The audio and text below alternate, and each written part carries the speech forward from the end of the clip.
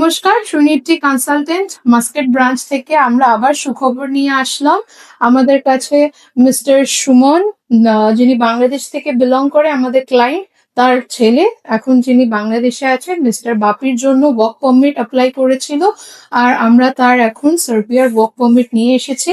তো আমরা জানতে চাইবো কি স্যারের কেমন এক্সপিরিয়েন্স রইলো আমাদের কনসালটেন্সি থেকে।